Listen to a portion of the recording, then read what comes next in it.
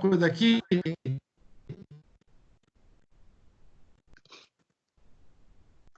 Espera aí, um minutinho.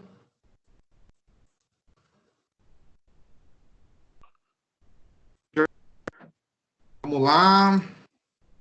Pronto. Estamos na sala. Temos aí quantas pessoas?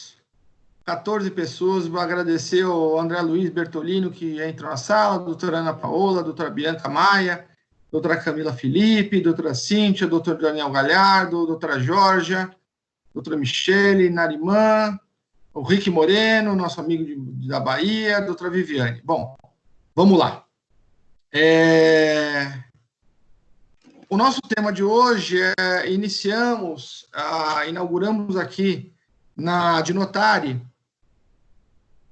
o programa chamado, que a gente denominou Jurisprudência Comentada.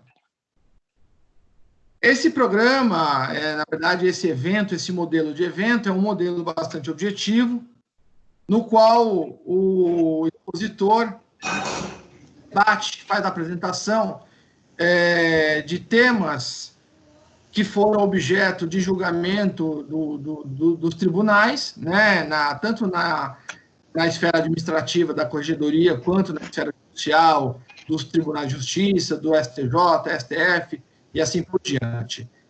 E também a ideia desse evento é trazer ao público, aos associados, um pouquinho do conteúdo que será restrito aos associados, que são as jurisprudências comentadas, que vão estar dentro do nosso site em breve.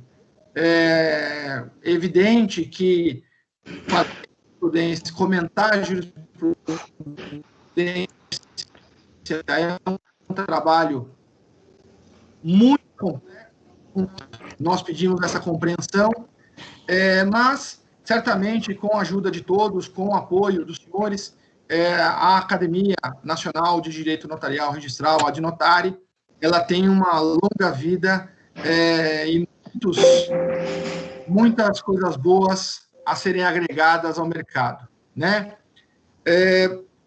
Já passo a palavra ao nosso querido vice-presidente da Academia Nacional de Direito Registral, o doutor Mauro Antônio Rocha, para que ele faça a sua apresentação sobre o julgamento do processo 11.7050, dígito 60, de 2019, .8260100. Eu vou colocar o número do processo aqui.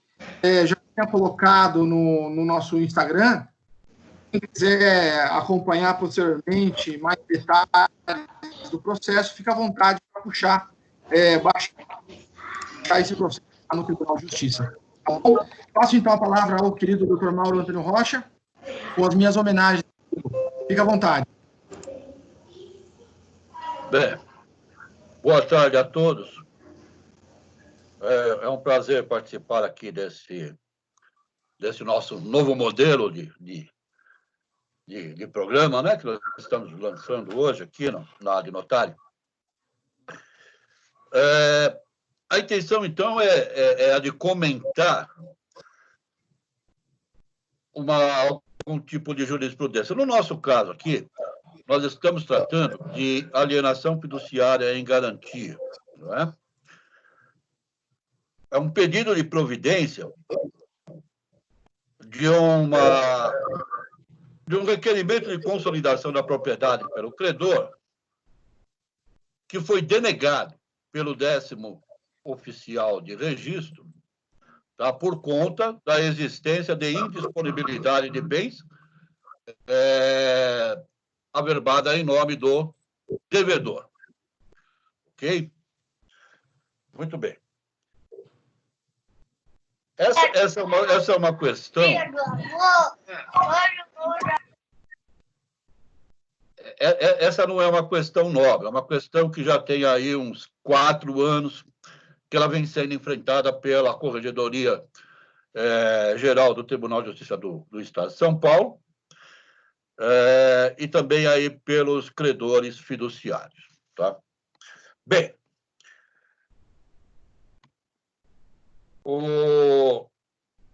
a questão se resume ao seguinte: havendo a inadimplência contratual, tá? O credor provoca, então, a intimação do devedor para que ele faça o pagamento da dívida vencida ou das parcelas vencidas no prazo de 15 dias. Isso é feito através do registro de imóveis, não é? O registro de imóveis é quem faz essa intimação e, decorrido esses 15 dias, não tendo havido o pagamento, cabe, então, ao credor fiduciário requerer a consolidação da propriedade como instrumento de levar o bem a leilão público, né? A realização do bem para o pagamento de seu crédito. Muito bem.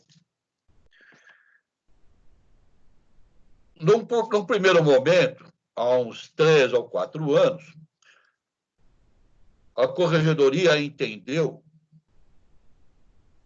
que não era possível a consolidação da propriedade quando houvesse indisponibilidade em aberto na matrícula. Tá?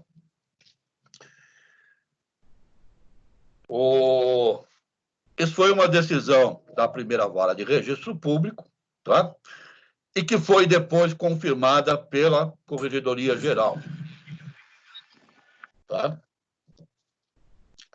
Muito bem. Isso, então, ficou como jurisprudência dominante na primeira vara de registro público até o final de 2019, quando, num outro pedido de providências, a primeira vara de registro público alterou completamente esse entendimento e passou, sim, a entender possível a consolidação. Tá certo? Muito bem. A decisão da primeira vara de registros públicos dizia que, em que pese o precedente firmado pela Igreja Corregedoria Geral de Justiça, no sentido de que a existência de indisponibilidade na matrícula obsta à averbação da consolidação da propriedade, bem como os argumentos expostos pela digna promotora de justiça, entendo que a modificação dos julgados pelos tribunais superiores e a evolução do instituto da alienação fiduciária permitam que se averbe a consolidação na forma pleiteada. Então, houve, ali na primeira vara de registros públicos, uma alteração do entendimento vigente, tá? Do entendimento firmado já desde lá de 2015, 2016, para entender que, atendendo à modificação dos julgados pelos tribunais superiores e à evolução do Instituto da Alienação Fiduciária, passasse, então, a ser permitida a consolidação da propriedade nos casos em que exista a indisponibilidade de bens. Muito bem.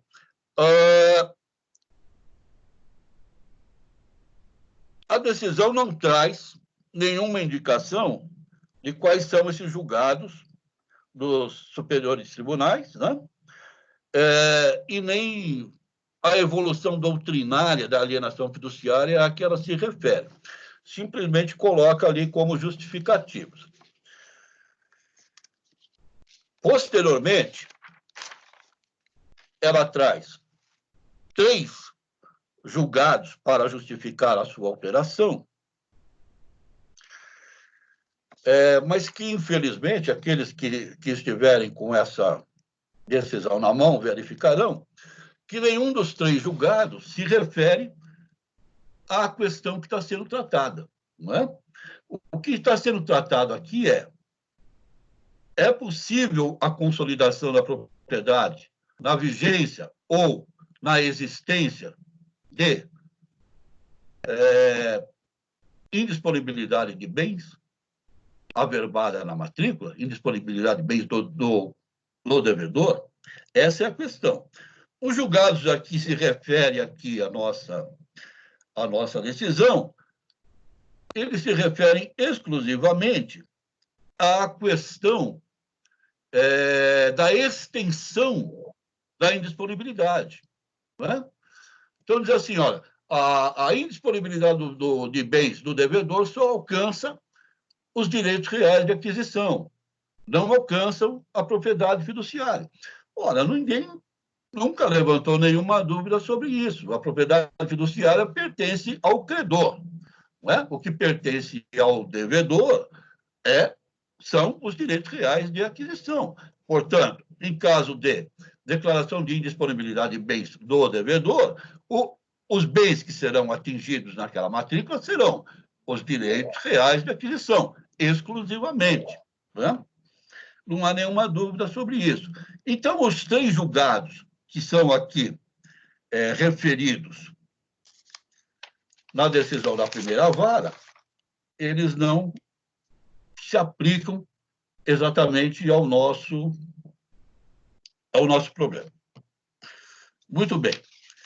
Essa é uma ação que é um pedido de providências que foi formulado pelo oficial do 10º do Registro de Imóveis a requerimento do Banco Santander. Muito bem. Então, decidiu-se ali que a indisponibilidade não impede a consolidação da propriedade. Ok? Então, uma mudança radical da jurisprudência vigente. Ocorre que, no final da sentença, a juíza de direito, ela insere aqui um parágrafo muito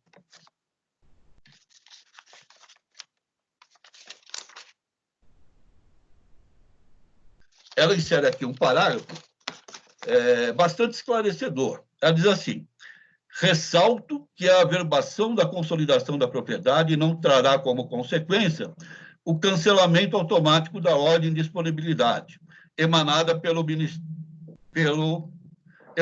do Meritíssimo Juiz Federal da Vara das Execuções Fiscais, expedida nos autos da medida cautelar fiscal tal, devendo o credor fiduciário formular o pedido de cancelamento do gravame junto ao mencionado juízo.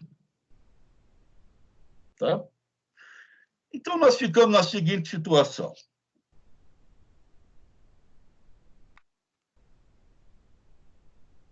Aplicada a jurisprudência anterior, o credor deveria requerer aos juízos da indisponibilidade, ao juízo da indisponibilidade, o cancelamento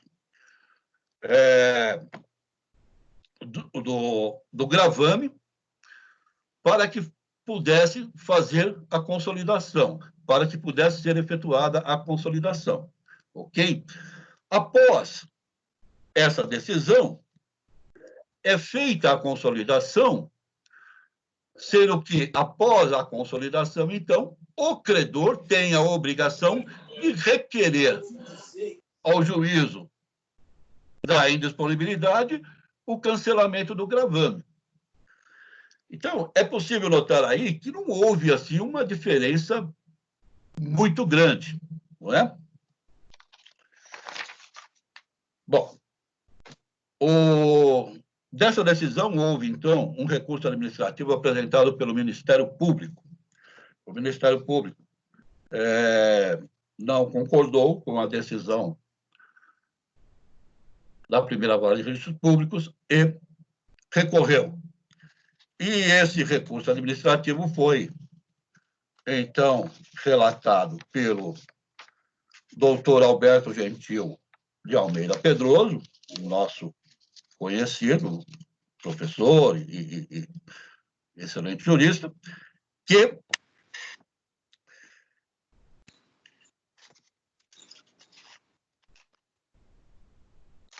entendeu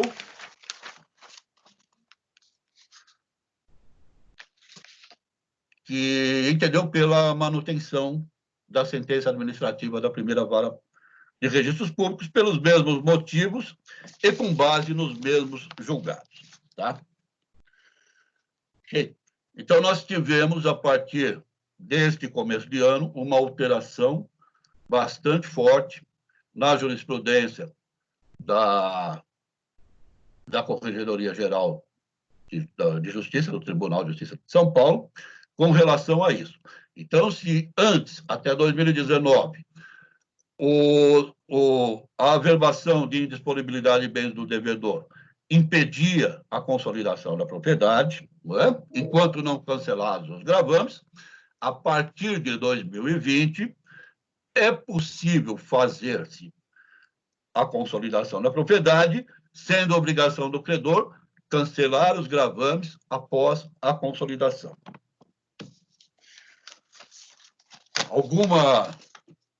Alguma intervenção aí, Claro?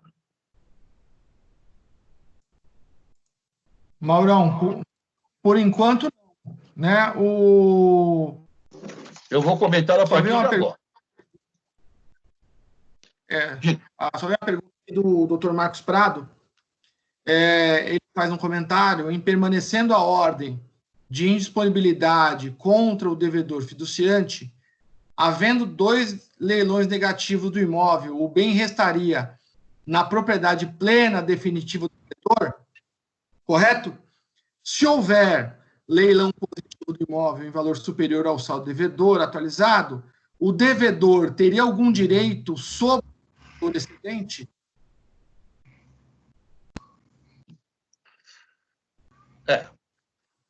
No caso de leilões negativos, existindo 2 leilões negativos, o imóvel é consolidado plenamente em nome do credor, não havendo nenhum tipo de valor sobrante aí para o juízo da indisponibilidade, não é? Uhum. No caso de alienação do bem em leilão, tem-se entendido que o credor da penhora ou da indisponibilidade se subroga no valor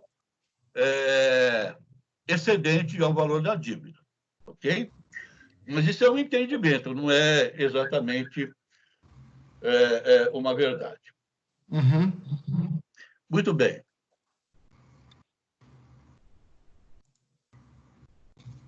Passando, então, a interpretar essa decisão, não é? Quando saíram lá as primeiras decisões, lá em 2016, que consideravam a indisponibilidade impeditiva à consolidação, os bancos, em geral, contestaram, né, essa interpretação.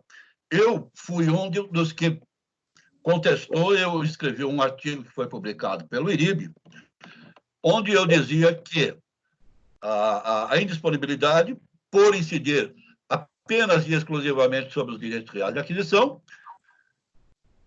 ela não impedia a consolidação da propriedade. Tá? Muito bem. Com o tempo, eu fui rever novamente essa situação e eu mudei a minha opinião. Na minha opinião, a indisponibilidade é um fator impeditivo da consolidação. E eu vou tentar explicar por quê. E, para isso, a gente precisa voltar lá na parte geral da alienação fiduciária para poder compreender. Bom, a propriedade fiduciária, ela se constitui pelo registro do contrato de alienação fiduciária, ok? Do registro do contrato de alienação fiduciária decorrem 2 direitos diferentes. Direitos que a gente pode considerar antagônicos, né? Direitos complementares e concomitantes. Tá? Eles são antagônicos na medida em que? Quais são esses direitos? A propriedade fiduciária e o direito real de aquisição, ok? Eles são antagônicos na medida em que o fortalecimento de um resulta necessariamente no enfraquecimento do outro, né? Se você tem uma propriedade fiduciária, por exemplo, que atinja lá 80% do valor do imóvel, o seu direito real de aquisição será equivalente aos 20% restantes. Na medida em que você faz pagamentos e diminui o valor da propriedade fiduciária, você aumenta o valor dos direitos reais de aquisição, tá? Assim sucessivamente. Então, eles são antagônicos. Eles são complementares porque são incidentes sobre o mesmo bem, não é? São direitos reais incidentes sobre o mesmo bem. E eles são concomitantes porque um não existe sem o outro, tá? Não há hipótese de propriedade fiduciária sem a existência dos direitos reais de aquisição. E, assim como o contrário, não há direito real de aquisição sem a propriedade fiduciária. A consolidação tem como consequência a eliminação desses dois direitos, a extinção dos dois direitos. Não é? A consolidação é exatamente pegar a propriedade fiduciária mais o direito real de aquisição e transformar na propriedade plena. Tá? Então, com a consolidação, o que acontece? Extingue o direito real de aquisição. Ok? Muito bem. A pergunta que se coloca é a seguinte: pode o oficial de imóveis, de ofício, extinguir um direito patrimonial que foi declarado indisponível por um juiz no âmbito de um processo? Essa é a primeira pergunta que se faz. Poderia? Por quê? Porque a consolidação vai extinguir o direito real de aquisição que foi considerado, foi declarado indisponível. Então, pode o registrador de ofício declarar, extinguir aquele direito? O entendimento é que não. Tanto o entendimento é que não, que os cartórios de registro de imóveis, os oficiais de registro, passaram a não fazê-lo, né? Passaram a exigir, então, que essa questão fosse levada à vara de registros públicos. Muito bem. Levada à vara de registros públicos, naquele primeiro momento, decidiu-se que o oficial de registro não poderia fazer a consolidação, não poderia averbar a consolidação, porque não poderia extinguir o direito real de aquisição declarado indisponível. Entendeu-se também expressamente que o próprio juiz de direito da primeira vara ou da vara de registros públicos também não poderia fazê-lo. Por quê? Porque ele está agindo no âmbito de um processo administrativo. Então, no âmbito de um processo administrativo, ele não poderia alterar uma decisão tomada no âmbito de um processo jurisdicional. Ok? Por isso, então, ficou decidido naquele momento que não era possível fazer. Vem agora essa nova decisão e diz que pode mais. Você tem que, depois da consolidação, requerer ao juízo que cancele o gravame. Né? Então, nós estamos, na verdade, na frente de uma situação que não houve uma mudança radical, porque, de toda forma, é preciso submeter ao juízo da indisponibilidade.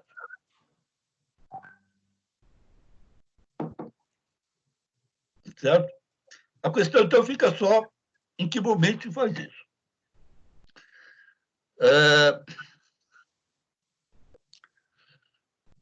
Então, eu considerei essa decisão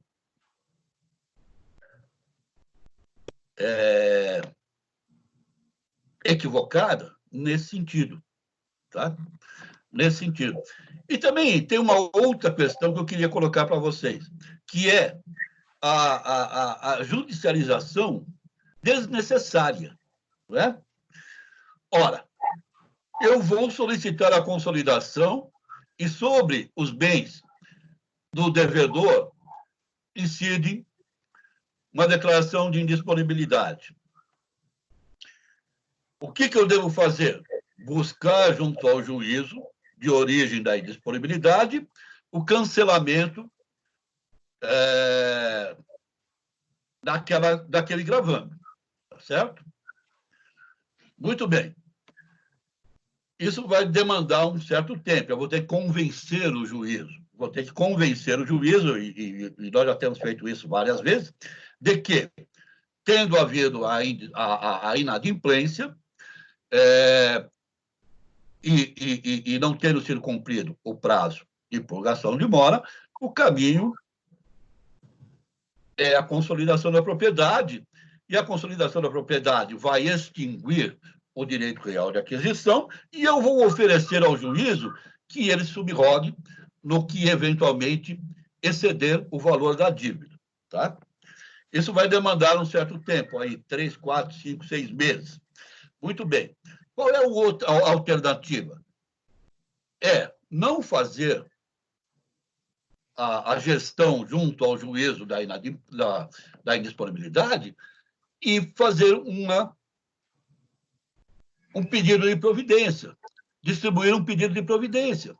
Ora, o pedido de providência vai demorar um tempo muito maior do que a gestão junto ao juiz da indisponibilidade. Não é? E, da mesma forma, ainda que depois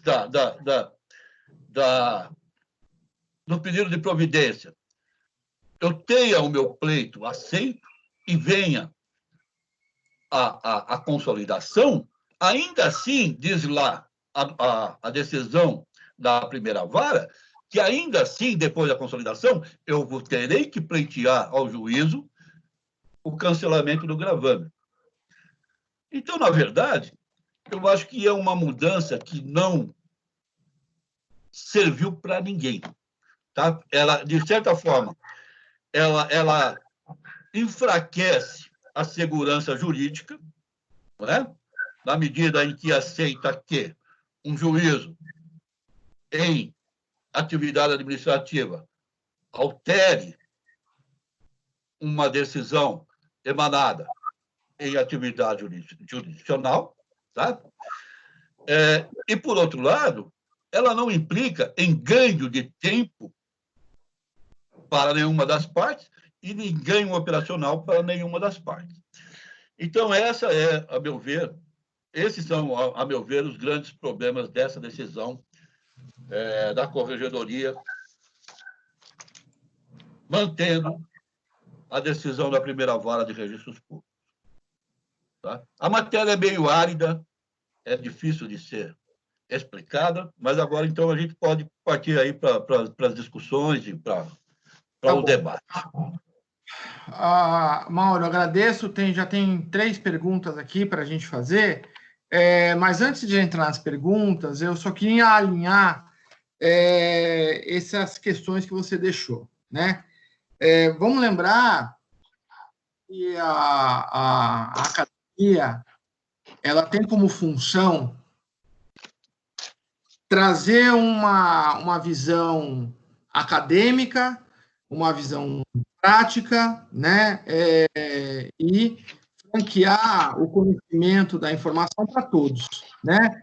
Aquele que não tem muito contato com a matéria, que quer aprender, e aquela pessoa que já tem um desenvolvimento da matéria mais aprofundado e assim por diante. Então, a ideia da academia é trazer eventos com maior profundidade, com maior verticalização do conhecimento, como outros eventos mais superficiais, para que a gente possa se desenvolver de forma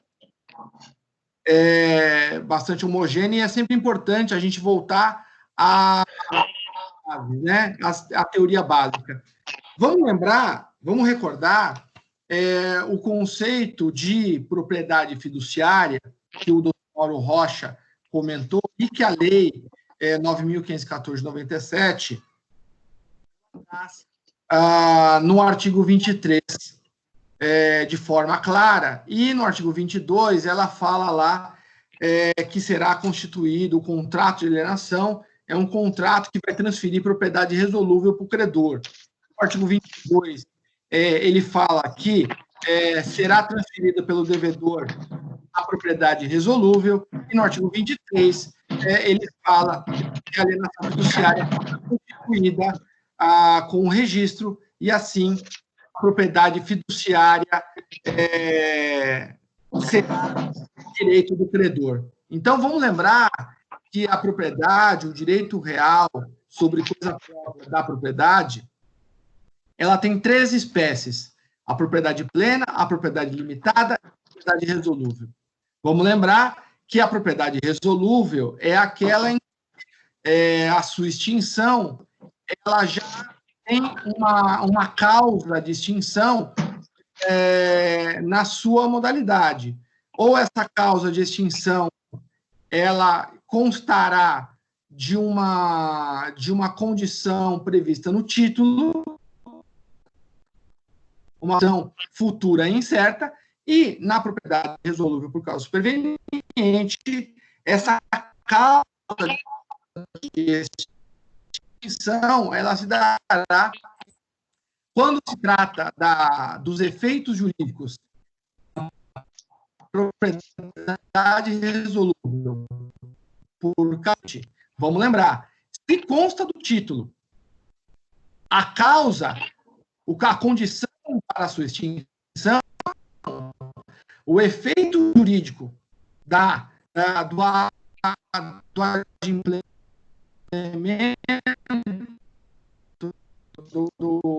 da ocorrência da condição, o efeito é que fiduciária de bem imóvel, ela é uma categoria de propriedade resolúvel por causa antecedente, que consta no título.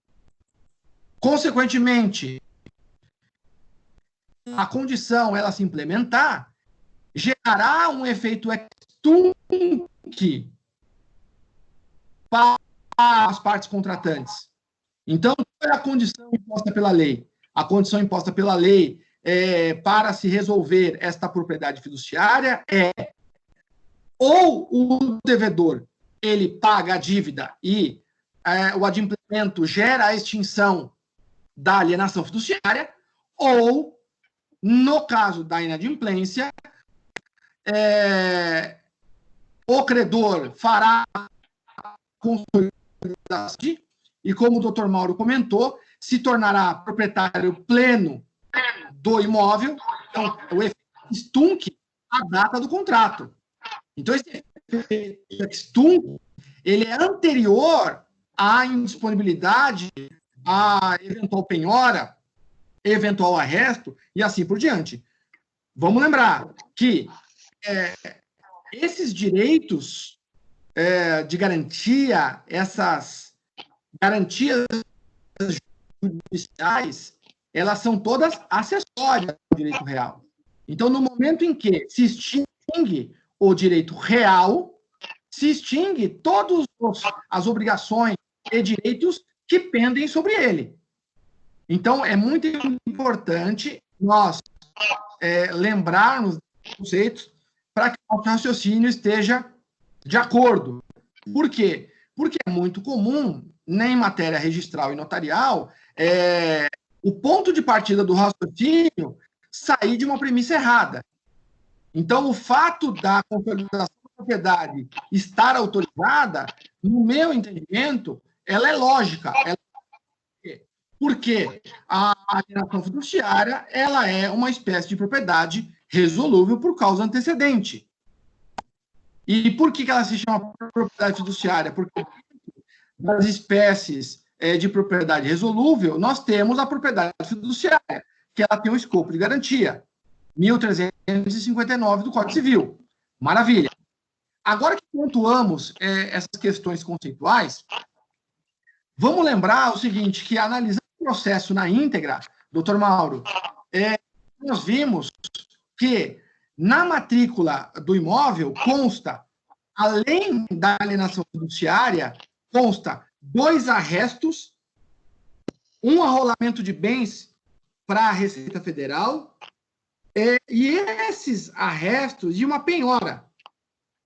Então, assim, é muito interessante que, nesses casos, você tem várias constrições judiciais que todas elas vão depender do resultado do credor fiduciário, do direito do credor fiduciário. E isso é muito importante. Essas garantias judiciais, arresto, indisponibilidade, arrolamento de bens, penhora, todos eles dependendo do quê? Estão dependendo do resultado da execução extrajudicial. Então, penso que essa decisão em aceitar a consolidação realmente um avanço que nós temos em relação ao tema, e a gente precisa discutir mais, Mauro, e convido a todos que estão nos acompanhando nos próximos eventos, que a gente faça eventos com um nível de conhecimento mais superficial, para que a gente possa acertar essas questões conceituais. Lembrando que nós somos uma academia, então a gente está exercitando o nosso raciocínio jurídico, né? Sendo assim, começo com a questão do doutor Mark Stauder, que comenta a indisponibilidade dos bens do devedor seria sobre os direitos aquisitivos, que deixaria de ir pelo inadimplemento.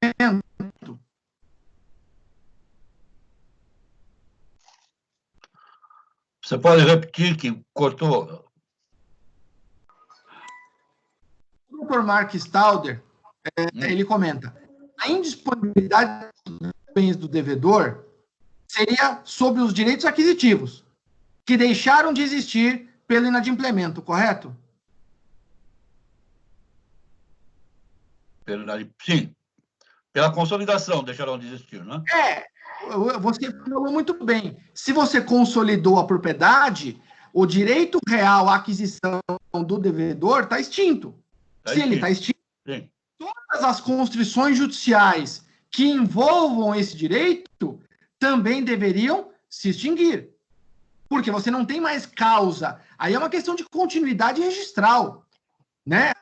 Vamos lembrar disso. A continuidade registral, ela exige que haja entre os atos registrais nexo de causalidade. Então, se você extingue o direito real que dá suporte, que dá sustentação a todas essas constrições judiciais, todos esses credores estariam aí na expectativa do resultado positivo da asta pública da alienação fiduciária para poder se subrogar. Aí vem uma pergunta do Dr. Luiz Fábio Mandina, nosso associado aqui da Adnotari, né, o Dr. Cristaldi, diretor de conteúdo, o Dr. Luiz Fábio Mandina, associado nosso, também faz parte lá da diretoria de conteúdo. Agradecemos muito, doutor Luiz Fábio, pela pergunta. Ele fala, posso pensar que, existindo a exclusão dos direitos do credor fiduciário, aos efeitos da falência, não caberia falar em disponibilidade desse bem? Se o doutor Luiz Fábio Mandina quiser abrir o microfone para ele fazer a pergunta direto, fique à vontade. Olá, boa tarde. Boa tarde. O que eu queria só é mais ou menos isso, mas estendendo um pouquinho para que a compreensão seja melhor. Eu falo havendo o registro da alienação fiduciária, existia uma barreira para indisponibilidade, entendeu? É alguma coisa que já tivesse uma barreira. Essa é a minha pergunta. Para averbar indisponibilidade. Exatamente, para averbar indisponibilidade. Você não teria como buscar um mecanismo para quando tiver a alienação fiduciária na matrícula, criar esse impeditivo, né? A propriedade fiduciária já é uma barreira para que se declare a indisponibilidade em relação ao imóvel, né? Mas não é uma barreira em relação ao direito real de aquisição, que é também um bem patrimonial que compõe lá o patrimônio do devedor. Tá? Então, em relação ao direito real de aquisição, não há barreira.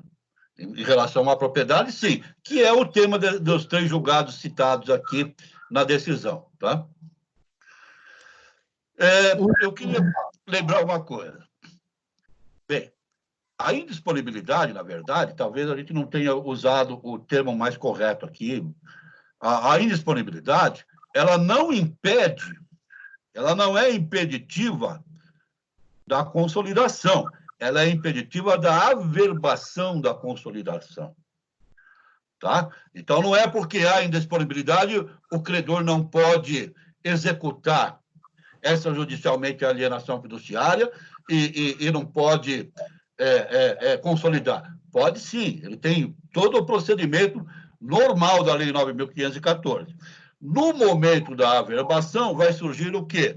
Uma indisponibilidade judicial que vai impedir a averbação da consolidação. O que é necessário nesse momento? Requerer ao juízo da indisponibilidade que autorize o cancelamento da averbação de indisponibilidade. Então, a questão é o seguinte, é diferente a indisponibilidade da penhora, por exemplo, não é? O bem penhorado, tá? Imaginemos que o direito real de aquisição tenha sido penhorado. Face a consolidação, o direito real de aquisição desaparece e a penhora é reduzida a 0. Ela perde o seu objeto, ok? Muito bem. A consolidação, não. Você tem lá uma declaração judicial que está, a indisponibilidade, você tem lá uma determinação judicial que está tornando indisponível aquele bem. Então, a pergunta é o seguinte, pode, de ofício, o registrador desconsiderar essa indisponibilidade e extinguir aquele direito? Pode o juiz de direito em atividade administrativa desconsiderar aquela indisponibilidade e extinguir esse direito? Essa que é a questão a ser enfrentada. Então, Mauro, calma, deixa eu ver se eu entendi o teu raciocínio. Então, você está defendendo a posição do registrador de imóveis no momento em que ele nega a averbação da consolidação da propriedade para que ele possa promover as astas públicas legais. É isso? É isso. Exatamente. Então, na verdade, o teu posicionamento é uma crítica à decisão da Corregedoria em autorizar a averbação da... Sim. Então, na verdade, a indisponibilidade, ela bloquearia essa matrícula, então ela geraria um bloqueio nessa matrícula que o direito do credor em executar dependeria de uma prévia autorização judicial para o cancelamento dessa indisponibilidade. Sim, exatamente. Então, assim, vamos pensar. Na matrícula do imóvel, eu tenho 2 direitos reais que constam na matrícula. O primeiro é o direito real sobre coisa própria, denominado propriedade fiduciária, que é um direito do credor. Ok? E outro é o direito real, um direito real sobre coisa alheia, um direito réu sobre coisa alheia de aquisição do devedor. A ordem de disponibilidade, ela é do devedor. Então, todo o patrimônio do devedor estaria indisponível. Aí vem uma pergunta. O direito real à aquisição, que é um direito real sobre coisa alheia, podemos considerar que esse direito real sobre coisa alheia seria um bem do devedor? Ou é uma expectativa de ter este patrimônio? Não, é um bem patrimonial do devedor, que inclusive tem valor de mercado e tem valor patrimonial. Tá? Definido. Ele corresponde à diferença entre o valor de mercado do bem e o valor da dívida. Mas o direito do credor em fazer valer a sua garantia, ela não deveria prevalecer sobre eventuais atos de constrição judicial posteriores a ele, considerando a natureza resolutiva e o efeito jurídico ex tunc da consolidação? Sem dúvida nenhuma. Sem dúvida nenhuma. E não é essa a questão. Aí é que está o detalhe. Não é essa a questão. A questão é meramente operacional. É possível consolidar existindo uma indisponibilidade ou não? Tá? Que a consolidação será feita, não há dúvida nenhuma. Isso é decorrente da lei. O problema, o bloqueio, que podemos assim dizer, o bloqueio não é a palavra correta, porque tem uma especificidade técnica em direito registral, né? Mas o impedimento que poderia haver é a existência daquela indisponibilidade. O que precisa ser feito? Buscar, junto ao juiz, o cancelamento daquela indisponibilidade. Tá certo? Por quê? Porque a indisponibilidade impede que você extinga aquele direito. Tá? Deixa eu te fazer uma pergunta. Essa indisponibilidade decretada dos bens do devedor, se a gente for fazer uma leitura atenta das razões da dúvida, pelo menos pela minha impressão, o que eu percebi, foi que o próprio oficial de registro de imóveis, ele concorda em averbar a consolidação. Então, assim, inclusive, o doutor Flaviano Galhardo foi autor da nossa obra coletiva de Notari, né, sobre o assunto, inclusive sobre o assunto, né, que inclusive o doutor Alberto Gentil fez o painel junto com o doutor Luiz Flávio Galhardo, o Flaviano Galhardo, né, no evento que a gente participou. E o nosso querido registrador, ele, nas notas nas dúvida, que ele concorda em averbar. Aí, olha que coisa interessante. Ele fala, eu concordo em averbar, porém, como existe decisões da corregedoria em sentido contrário, eu remeto essa dúvida ao juízo da primeira vara. Então, assim, no meu entendimento, eu discordo do processo em si, porque o processo não deveria ter razão de existir à medida que o próprio oficial de registro ele concorda com o requerimento do credor. Então, se ele concorda com o requerimento do credor, ele deveria ter praticado o ato sem suscitar dúvida, porque a suscitação de dúvida dele ela tem que ser baseada em lei, tem que ser baseada numa justificativa plausível. Pela razão da dúvida, o fundamento para o processo foi os precedentes administrativos da corregedoria. É isso que eu não consegui compreender. Porque se o oficial tem liberdade e independência jurídica, não deveria ele próprio, ter feito a averbação? Exato. Essa é a questão, Kikunaga. Pode o oficial de ofício rever um ato do juiz em atividade jurisdicional? Essa é a questão. Eu vou ler aqui uma frase aqui da decisão da Corregedoria anterior. Tá? Vamos lá. A consolidação da propriedade, se averbada, faria extinguir os direitos dos devedores fiduciários. Porém, por força de determinação judicial, decretou-se a indisponibilidade de tais bens ou direitos. Permitir a averbação da consolidação da propriedade implicaria, por via reflexa, em tornar sem efeito a indisponibilidade. Dito de outro modo, traduziria revisão de determinação judicial pela via administrativa, o que não se admite. Aí cita aqui Cândido Rangel Dinamarco.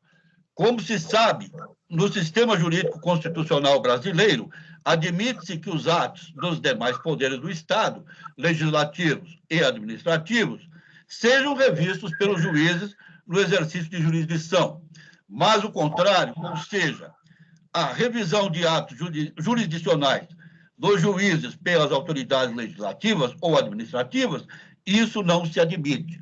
Cândido Dinamarco, Instituições de Direito Processual Civil. Então, essa é a questão. É possível ao oficial de registro rever um ato jurisdicional, não é?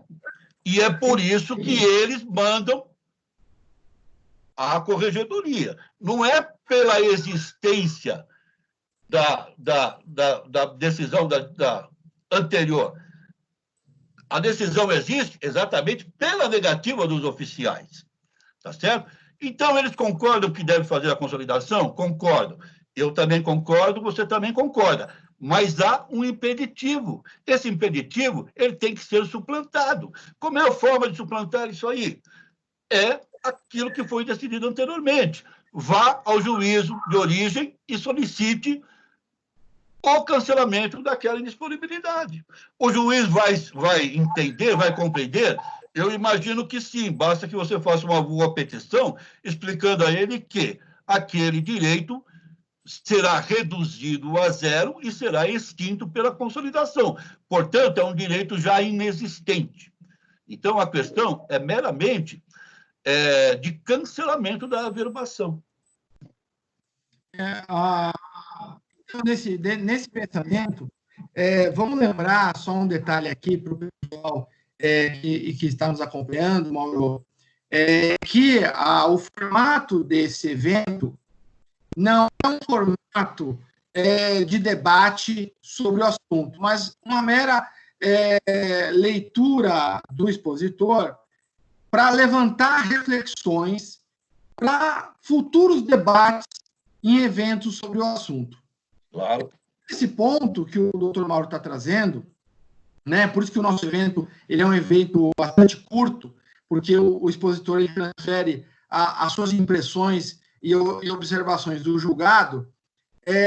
Eu só queria lembrar que a indisponibilidade ela é uma medida cautelar, né, com o objetivo de não permitir a alienação patrimonial do devedor de forma voluntária, ok? De forma voluntária, considerando que nas situações de alienação do bem de forma forçada, como é o caso das arrematações das atas públicas, a gente tem vários julgados no sentido de autorizar o registro das arrematações por conta do modo que foi feita a transferência patrimonial.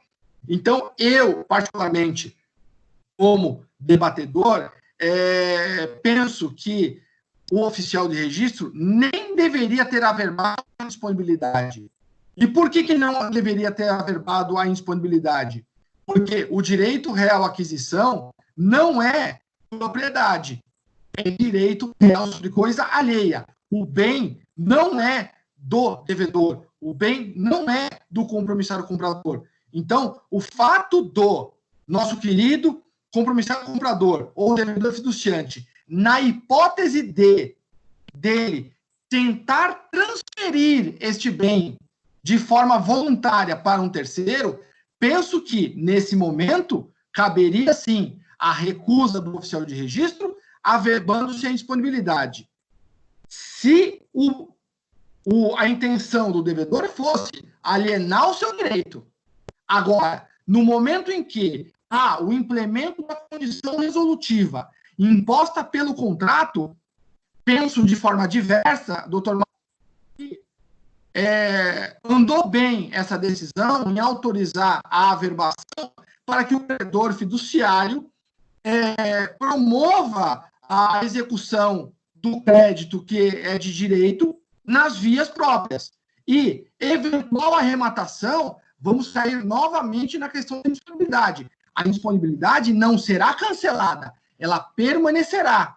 Até porque o juiz que emanou a indisponibilidade, sabendo que o sujeito tem um direito real constituído na matrícula, ele deveria ter transformado essa indisponibilidade em sequestro, em arresto ou outra constrição judicial mais adequada, e não de forma genérica assim. Tem algumas perguntas aqui, Mauro? Se puder... Deixa eu só comentar isso que você disse agora, porque você foi além do que a decisão alcançou, né? Porque a decisão, na verdade, ela simplesmente abrange o momento em que nós vamos fazer o cancelamento da indisponibilidade, tá? Na jurisprudência anterior, você faz o cancelamento antes da consolidação, tá? Na vigência da jurisprudência atual, você faz o cancelamento depois. Mas, de toda forma, você tem que fazer o cancelamento. Você tem que requerer ao juízo de origem o cancelamento da indisponibilidade, tanto na jurisprudência antiga como na jurisprudência nova. Tá? A questão é só de tempo. Da forma que você explicou aí, muito bem, eu concordo com você em tudo isso. Só que você entende que a indisponibilidade nem deveria ser considerada. Perfeito. É uma forma de pensar. Vamos para a gente está no estabelecido. Vamos abrir a palavra aqui para o doutor Rick Moreno. Rick, quer fazer alguma pergunta para o doutor Mauro? Você deixou duas perguntinhas para o doutor Mauro. Abre o microfone e fala. Alô, boa tarde, estão me ouvindo? Oi, estamos. Pronto, dessa vez eu consegui. Da última vez não funcionava meu microfone. Mas, enfim, conforme eu aprendi com um professor meu chamado Kiko Naga, não sei se vocês conhecem, cabe aos registradores respeitarem o princípio da estrita legalidade e, nesse sentido, respeitar a discrecionariedade no sentido de só fazer o que a lei permite, certo? Sendo assim, nesse entendimento que o professor Kiko Naga nos trouxe agora, de que haveria um vício processual, uma vez que esse processo ele não deveria nem sequer existir, uma vez que há concordância do oficial de registro. Sendo assim, caberia de fato esse registro de ofício pelo registrador, e cabendo ele, não seria, de certa forma, uma controvérsia a questão da legalidade e da discrecionariedade que ele deveria respeitar? Obrigado e estamos aí. Obrigado, Rick. Doutor Mauro. Pois é.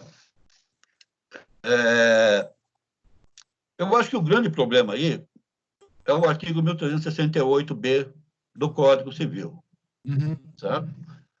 Que elevou o direito de aquisição a direito real de aquisição. Tá? Você sabe muito bem por que esse artigo existe, não é? Ele existe porque havia uma pressão das instituições financeiras em criar um novo direito de aquisição que pudesse lastrear empréstimos e financiamentos. Tá? Então, nesse sentido, hoje, você não pode dizer mais que é só um direito de aquisição. É um direito real de aquisição. E, como direito real de aquisição, ele deve ser reconhecido na matrícula imobiliária e qualquer constrição sobre esse direito deve ser, sim, averbado na matrícula imobiliária. Eu não vejo como se afastar disso, não é? Não vejo também, não conheço registrador que, de ofício, tenha feito essa consolidação. Tá? No caso da penhora, sim. No caso de arresto, sim. Agora, no caso de indisponibilidade, ainda não conheço nenhum caso que o registrador tenha realmente peitado, dizendo, não, eu vou fazer essa consolidação independentemente de encaminhar ao judiciário. Tá? Eu acho que, me parece, do meu ponto de vista, há efetivamente um impedimento. E esse impedimento é um impedimento meramente operacional que será resolvido facilmente ali com uma mera petição e uma decisão judicial lá da origem. Tá? Fora isso, eu acho que efetivamente o oficial está de ofício tratando de assunto que está fora da sua alçada. Então, as alegações finais, Mauro, para a gente poder encerrar. Alguma questão que você queira trazer? No final, está no encerramento, passou 1 hora, né? Então, eu não havendo nada aí, Mauro, eu agradeço a presença de todos os presentes. Lá na Adnotário, lá no Instagram, nos sigam lá, estamos esperando a sugestão de todos. E nós temos um livro, aliás, temos vários livros, né, no site, mas a gente tem um específico de alienação fiduciária que foi objeto de um congresso específico sobre o tema, correto, Mauro? E tem também o livro de registros, né? O último livro, o livro dos registros, que tem um artigo específico do Flaviano Galhardo sobre essa questão. Tá? Ok. Então, maravilha. Muito obrigado mais uma vez, Mauro, pela exposição. Agradeço a todos a presença. Fiquem com Deus e até o próximo evento nosso da Adnotário. Um forte abraço a todos. Um abraço a todos.